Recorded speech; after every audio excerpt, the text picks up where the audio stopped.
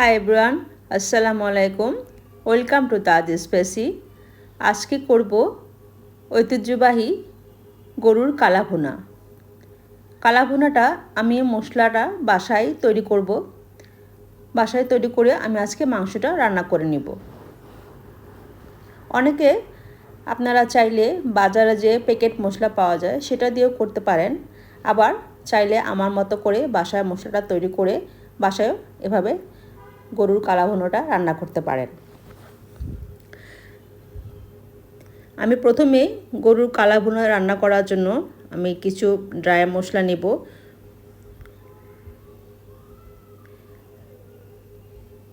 এখানে আমি নিয়ে নিলাম 7 থেকে 8টা শুকনো মরিচ, দিয়ে দিলাম সাদা আর কালো গোলমরিচ মিশিয়ে প্রায় 15 থেকে 20টা, একটা জায়ফল দিয়ে দিলাম, 2-3টা জয়ত্রী দিয়ে দিলাম, 2 টুকরা দারচিনি দিয়ে দিলাম। এরপর আমি এখানে দিয়ে দিলাম 10 থেকে 12টা সাদা এলাচ, আর বড় এলাচ দিলাম আমি এখানে 3টা, ধনে জিরা আর এখানে মিষ্টি মৌরি দিয়ে দিলাম। কোনটা কি পরিমাণে দিয়েছি সেটা ডেসক্রিপশন বক্সে দেওয়া থাকবে, আপনারা চাইলে দেখে নিতে পারেন।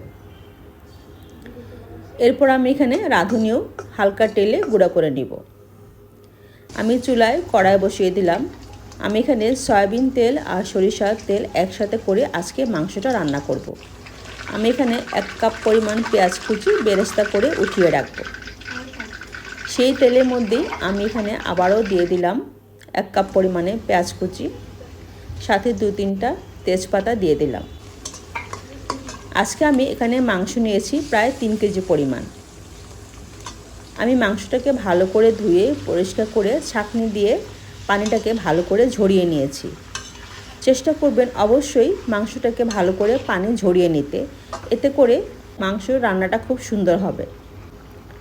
এরপর আমি এখানে দিয়ে দিলাম কিছু গুঁড়া মশলা। এখানে আমি দিলাম মরিচের গুঁড়া, ধনে গুঁড়া, আদা রসুনের পেস্ট, পেঁয়াজের পেস্ট, দিয়ে দিলাম মরিচ গুঁড়া, স্বাদ মতো লবণ, আর এখানে যেহেতু কালাভুনা সয়া সস লাগবে আমি এখানে সয়া সস দিয়ে দিলাম। আমি যে মশলাটাকে গুঁড়া করে রেখেছিলাম এখানে আমি দিয়ে দিলাম পেঁয়াজ বাটা। আমি যে মশলাটাকে গুঁড়া করে রেখেছিলাম সেখান থেকে অর্ধেকটা পরিমাণে দিয়ে দিলাম। এখন ঢাকনা দিয়ে ঢেকে চুলার আঁচটা কমিয়ে রান্না করতে হবে।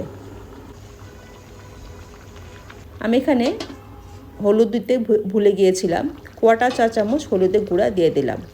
আপনারা চাইলে বাদ দিতে পারেন, আমার কাছে হলুদের গুঁড়োটা দিলে কালারটা খুব সুন্দর হয়, আমি দিয়ে দিলাম। এরপর আমি যে বাকি গুঁড়া মশলাটা ছিল সেখানে আমি 1/4 চা চামচ গরম মশলা গুঁড়ি দিয়ে এখন পুরো মশলাটা আমি আবারও মাংসের মধ্যে দিয়ে দিলাম। চুলার আঁচটা কমিয়ে কিছুক্ষণ পরপর নাড়াচাড়া করে মাংসটাকে পুরোপুরি রান্না করে নিতে হবে। মাংস থেকে যে পরিমাণে পানি উঠবে সেই পানিতেই মাংসটা খুব সুন্দরভাবে সেদ্ধ হয়ে যাবে। তারপরও যদি দেখেন মাংসটা পুরোপুরি সেদ্ধ হয়নি, আপনারা চাইলে 1/2 কাপ পরিমাণে ফুটন্ত গরম পানি দিয়ে মাংসটা রান্না করে নেবেন। দেখতে পাচ্ছেন কালারটা খুব সুন্দর হয়েছে, আর এখানে মাংসটাও পুরোপুরি সেদ্ধ হয়ে গিয়েছে। এই মাংসটা রান্না করতে সময় লেগেছে 2 থেকে 2.5 ঘন্টা। এখন আমি মাংসটাকে বাগার দিয়ে দিব। এখানে আমি পেঁয়াজ রসুন কুচি দিয়ে দিলাম, সাথে দিয়ে দিলাম 2-3টা শুকনো মরিচ।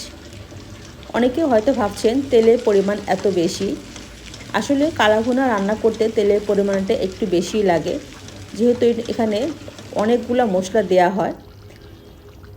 তেলের পরিমাণটা বেশি না দিলে কালারটা খুব সুন্দর হয় না।